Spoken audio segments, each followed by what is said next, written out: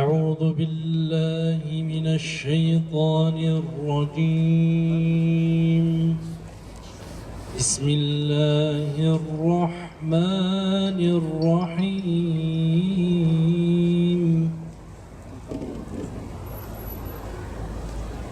لقد صدق الله رسوله الرؤيا بالحق لتدخلن المسجد الحرام إن شاء الله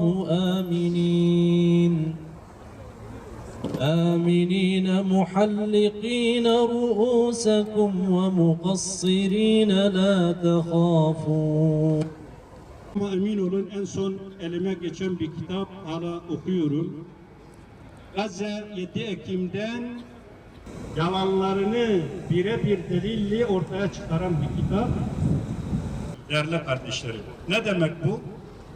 Şimdi Batı edebiyatında Cinderella'da geçen aslından değişen, sihir yapılan şey eski haline dönüyor. Onları yerinde oturtamayan o İslam kafirlerini gidip öldürdüler. Fransa'da, Paris'te kol kola tutuştular ve şöyle biraz daha geriye gidersek, belki 20 yıl geriye gidersek, ben minimumunu söylüyorum, dünya üzerinde en az 10 milyon Müslüman öldürülmüş. Zalimlerin karşısında dik duranlara selam olsun. Mazlumların safında yer alanlara selam olsun. Soykırıma seyirci kalmayanlara selam olsun. Selahaddin Eyyubi, Sultan Abdülhamid ve Hazreti Ömer'in torunlarına selam olsun. Değerli kardeşlerim, 7 Ekim'le alakalı çok insan diyor ki, ya bu Müslümanlar durup dururken niye başladı? Emin olun, ben size şöyle bir şey diyeyim değerli kardeşlerim. Biri gelip tavuğumuza karışsa, bölgede doğrudur demiyoruz. Bir gelip bir karış arsamıza gelse, bir kuruşumuzu yese, asla ve asla kabullenemeyiz. Düşünün, İslam'ın mukaddesatı Kudüs, Müslümanların birinci sırada kırmızı çizgisi tesettürlü bacılarımız, İslam'ın bütün şiarları 75 senedir ayaklar altında. 75 senedir. Bir değil, 5 değil, 10 değil, 1000 değil, 10 binlerce bela ve musibet Müslümanların başına getirilmiş. Düşünün, sadece bu ateşkesten sonra İsrail 1500 kere ateşkesi ihlal etmiş. Sadece bu şeyden sonra. Onlar için bir hudut yok, bir sınır yok. Onun için değerli kardeşlerim, bu kardeşlerimiz Allah'a karşı olan mesuliyetlerini hakkıyla yerine getirdiler. Ve aslında bizim yapmamız gerekeni yaptılar. Onun için değerli kardeşlerim, biz bu kardeşlerimizi asla ve asla unutmamamız lazım. Sürekli gündemde tutmamız lazım ve Kudüs'ün, Gazze'nin, Filistin'in din Allah'ın oluncaya kadar bütün yeryüzünde her gece yatağımıza uzandığımız zaman, eğer bununla alakalı bir endişe yoksa beynimizde, kalbimizde, ruhumuzda, İslam'ımızdan, Müslümanlığımızdan, insanlığımızdan haya etmemiz gerekiyor. Siyonizm arz-ı mev'ud safsatasıyla Muharref Tevrat'ta, İsrail'in bayrağında biliyorsunuz ortasında bir yıldız var. Yıldızın altında ve üstünde 2 tane mavi çizgi var. Bu yıldız Davut yıldızını simgeliyor. Davut yıldızının anlamı dünya hakimiyeti. Üstteki ve alttaki çizgiler Dicle ve Fırat nehirleri ve alttaki beyazlıklar dünya hakimiyeti. Her birimiz, bütün İslam alemi, bütün İslam ülkeleri maalesef suspus olmuş, herkes yerinde aman Amerika ne der, aman Amerika ne söyler. Peki İslam alemi niye bu hale düşmüş değerli kardeşlerim? Kısaca söylüyorum. Emin olun dinimizi terk ettiğimiz için. Bunu şöyle bir antiparantezle anlatayım. Dinimizi hakkıyla yaşamadığımız için bugün Müslümanlar İslam alemi bu haldeyiz. Bizler dua edebiliriz. Bizler maddi destekte bulunabiliriz. Bizler burada olduğu gibi kardeşlerimizi gündemde tutabiliriz. Ve en önemlisi boykota çok ehemmiyet vermemiz lazım değerli kardeşlerim. Emin olun bazen bazı kardeşlerimiz şöyle düşünebilir. Ya şimdi ben Gazze'ye 5 TL versem ne olur? 1 TL versem ne olur? Faydası olmaz. 2 milyar Müslüman Alevi var. 2 milyar birer TL verse 2 milyar TL.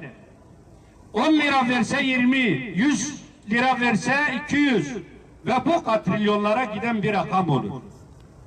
Nasıl ki Amerika, emin olun 7 Ekim'de eğer Amerika hızlı bir şekilde İsrail'in yardımına yetişmeseydi, o devasa görünen balon gibi, koskoca balon gibi görünen Siyonist Yahudilerin birer boşluk olduğu ortaya çıktı. Ama ne yaptı? Amerika hemen hızlı yetişti. Zamanın mel'unlarından, zamanın firavunlarından Biden dedi eğer 7 Ekim'den sonra İsrail'i ziyaret ettiğinde eğer İsrail diye bir devlet olmasaydı biz burada İsrail'i icat etmemiz lazımdı. Değerli kardeşlerim, el küfru milletin vahide len terza ankel yehude ve len nesara hatta tettebi'a milletehum. Allah bize söylüyor. Niye her şeyi Kur'an gözlüğüyle yapmıyoruz? Biz bireysel olarak bunları yapabiliyoruz. Yapacağız Allah'ın izniyle. Elimizden gelirse daha fazlasını yapacağız. Ama yetki makamındaki kardeşlerimize buradan sesleniyoruz. Biliyoruz onların da kalpleri sızlıyor. Onlar da üzülüyorlar. Ama biraz daha cesaret, biraz daha yarın Allah'ın huzurunda ey kulum niye bunu yapabiliyordun da yapmadın? Buradan kardeşlerimize uyarıda bulunuyoruz. Yarın kardeşlerimizin karşısına ak alınla çıkalım.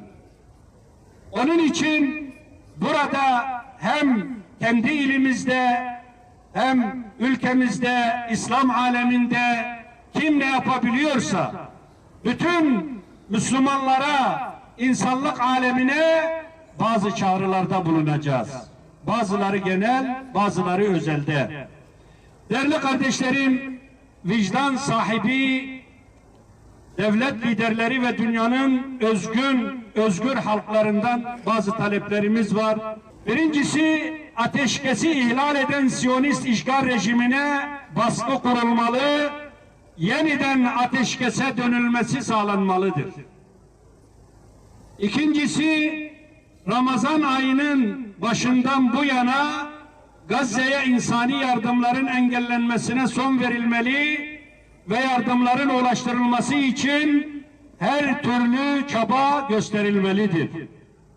Üçüncüsü, direnişe askeri, lojistik, teknolojik destek verilmelidir. Yani ben buradan sesleniyorum. İHA'larımız, SİHA'larımız, Ankalarımız İsrail'in başında patlamalıdır değerli kardeşlerim.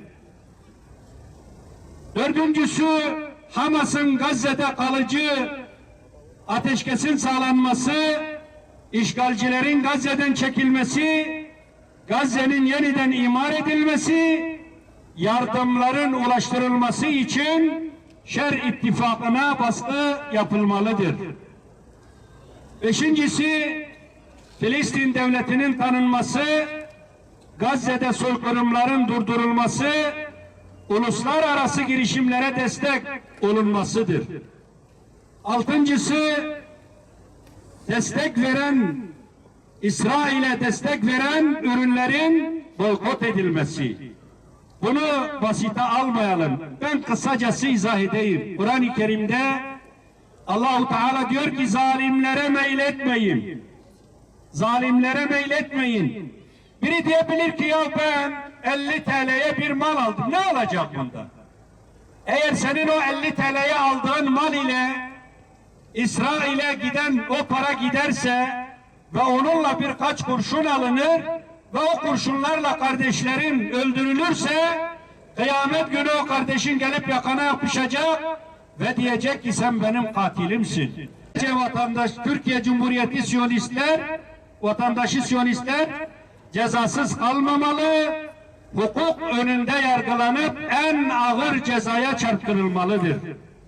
10.'su Siyonist rejim denize dökülüp haritadan silininceye kadar azim ve kararlılıkla Kudüs davası savunulmalıdır. 11.'si Türkiye'deki İncirlik ve Kürecik üsleri kapatılmalı ve devlet olarak bu habis uğrun tanınmasından vazgeçilmelidir. Değerli kardeşlerim, Allah-u Teala gecemizi mübarek eylesin. Allah-u Teala buradan arşa yükselen sesimizi makbul edip İsrail'in başına birer bomba olarak patlatsın inşallah. Allahümme ya Rabbena ec'alna minellezine yücahidune fillahi hakka cihadi. Allah'ım bizi Allah uğrunda nasıl cihad etmek gerekiyorsa öyle cihad eden kimselerden eyle. Allahümme ec'alna minellezine yukatilunel kafirine hatta la tekune fitneten ve yekuned-dinu lillah. Allah'ım bizi fitne kalmayıncaya ve din sadece Allah'ın oluncaya kadar kafirlerle savaşanlardan eyle. Allahümme ec'alna minellezine hum ezilleten alel mu'minin a'izzeten alel kafirin. Bizi müminlere karşı alçak gönüllü, kafirlere karşı şiddetli olup Allah yolunda cihad eden ve hiçbir kınayacının kınamasından korkmayan kimselerden eyle.